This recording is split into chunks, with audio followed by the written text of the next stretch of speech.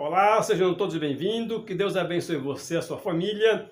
O vídeo que você vai ver agora é o julgamento, o grande julgamento no Supremo Tribunal Federal sobre a liberdade religiosa. E neste julgamento está ali o advogado da Igreja Adventista do Sétimo Dia para toda a América do Sul. Porque adventista também fez parte desse julgamento. Porque muitos adventistas foram prejudicados por causa que não foi cumprida a lei da liberdade religiosa. Por exemplo, quando era uma sexta-feira à noite, caía uma prova sexta-feira à noite, que para nós adventistas já é sábado, os adventistas não estudam nem trabalham sábado, então muitos deles perdiam o seu ano letivo, perdiam a sua prova, deixavam de fazer prova de faculdade, de um vestibular, e muitas vezes eram prejudicados, recebiam ali falta dos professores.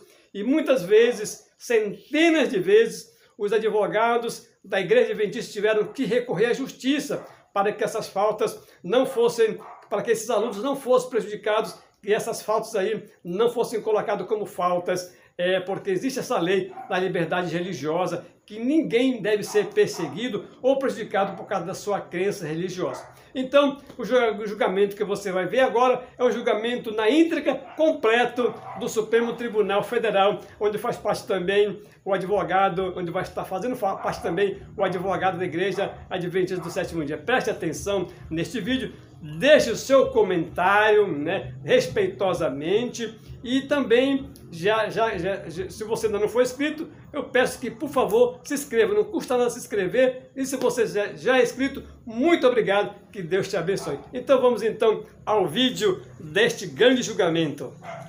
Volta com grandes julgamentos. E agora você continua acompanhando o julgamento no STF que discutiu a possibilidade de mudança de data e local de concurso público para candidatos adventistas. Acompanhe agora o voto dos ministros relatores.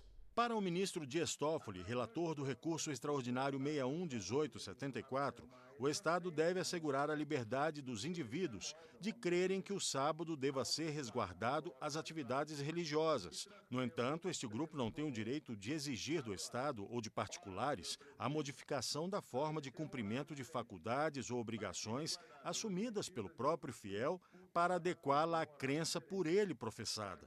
Votou somente no recurso de sua relatoria. Ressalte-se que o fato de não haver obrigação constitucional de o Estado adequar regras e vitalícias às crenças de grupos religiosos não o impede de agir no sentido de obter uma solução harmônica e consentânea com a garantia constitucional de proteção à liberdade religiosa, especialmente na modalidade de liberdade de culto, sem vulnerar os princípios norteadores da administração pública, previstos especialmente no caput do artigo 37 da Constituição. Digo então, nada obsta que a administração, ao realizar um concurso público ou um vestibular, escolha as datas não coincidentes com a sexta-feira ou sábado, por exemplo.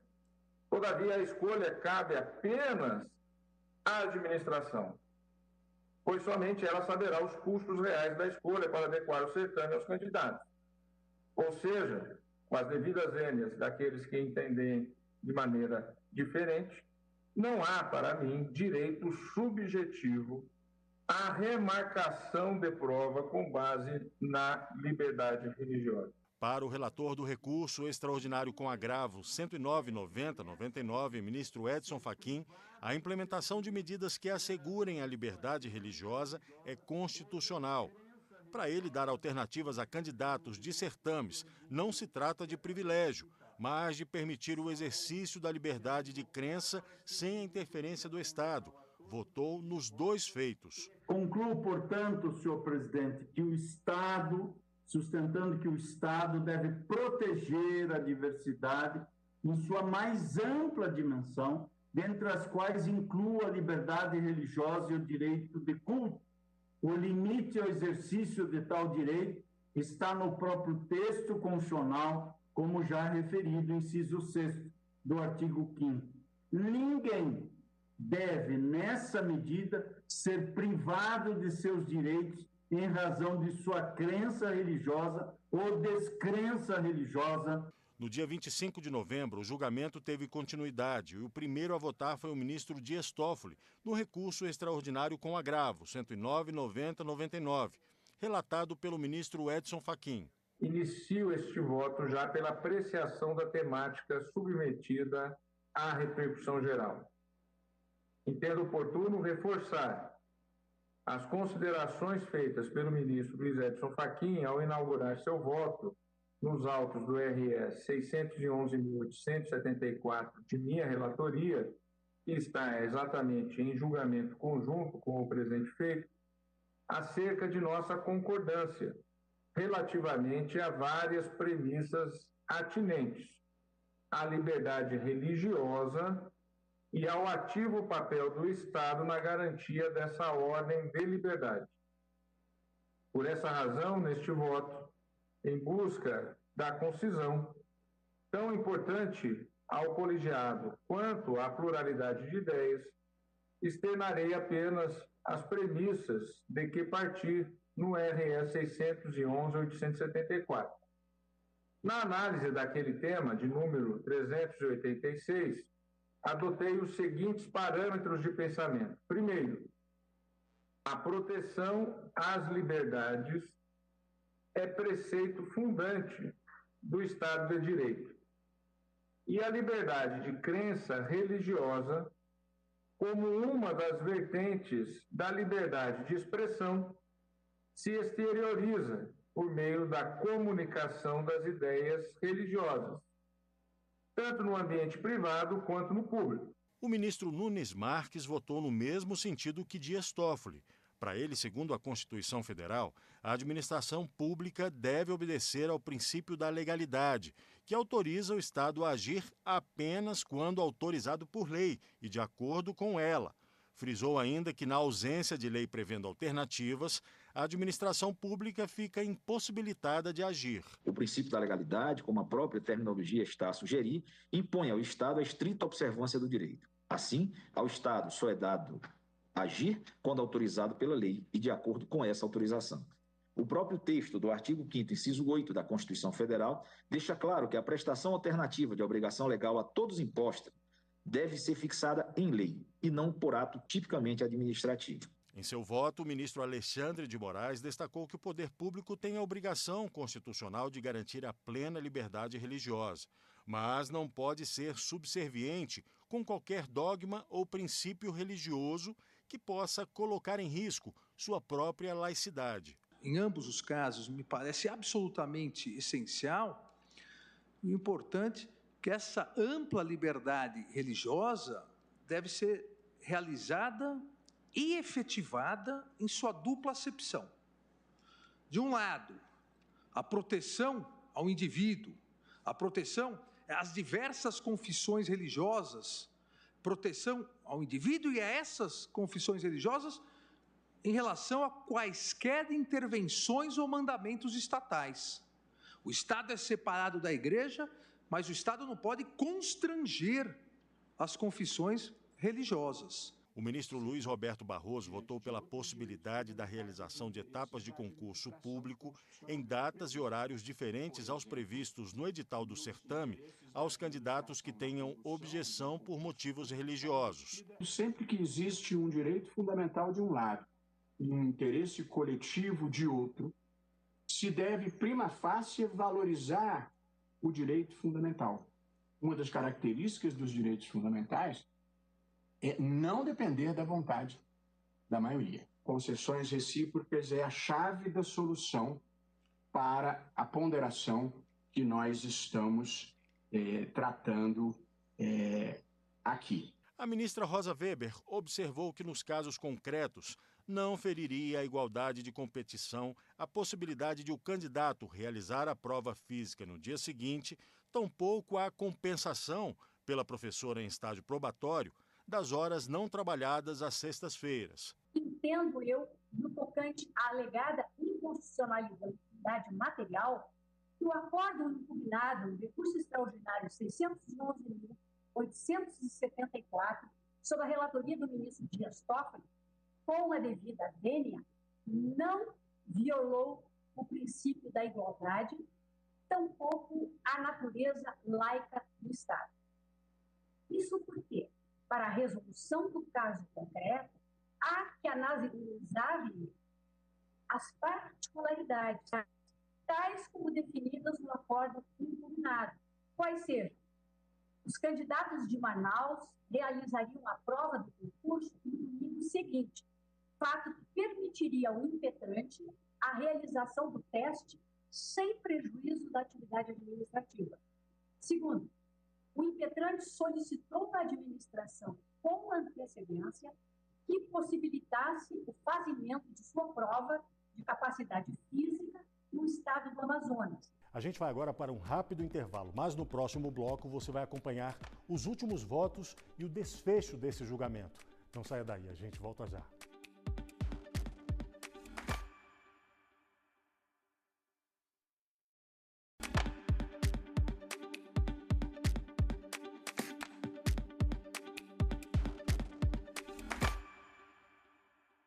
E o Grande Julgamentos está de volta e você acompanha a partir de agora os últimos votos e o desfecho desse julgamento, que discutiu a possibilidade da mudança de data, horário e local de realização de provas de concurso público por motivo de crença religiosa. Acompanhe. A ministra Carmen Lúcia também se posicionou pela possibilidade da realização de etapas de concurso público em datas e horários distintos dos previstos em edital em razão de motivos religiosos. Tenho para mim que quando o Estado brasileiro fez a escolha pela laicidade, talvez seja importante lembrar que foi isso, uma eleição feita, e Rui Barbosa lembra bem que, e a expressão é dele, a República entronizou a secularização no direito constitucional brasileiro. E, desde então, foi se construindo e se alargando limites das pessoas, possibilidades e liberdades dos indivíduos, mas o Estado, claro, precisa de se adaptar, de se acomodar a essas conquistas de direitos fundamentais. O ministro Ricardo Lewandowski também se manteve na mesma linha que a maioria dos ministros. Para ele, em razão das questões discutidas, a diferenciação de regras é válida. Eu entendo, depois de muito meditar sobre as questões que foram debatidas nos autos dos dois feitos, que o provimento parcial é a solução que melhor concilia os interesses em jogo. De um lado, o direito a livremente professar uma determinada religião e depois, de outro lado, o interesse público, que deve nortear, enfim, o andamento da administração estatal.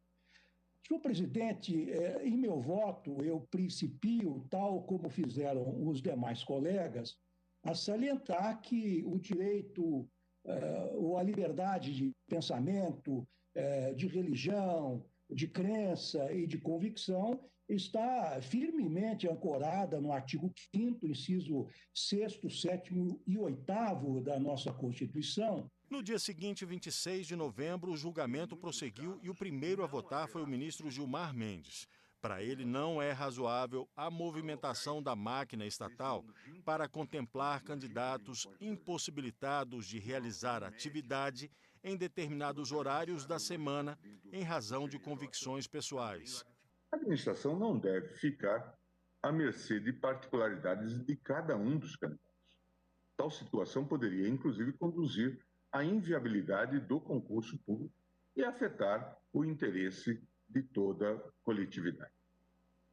Registro que estamos a examinar processo paradigma da repercussão geral, em que será fixada a tese a ser reproduzida pelas demais autoridades jurisdicionais do país.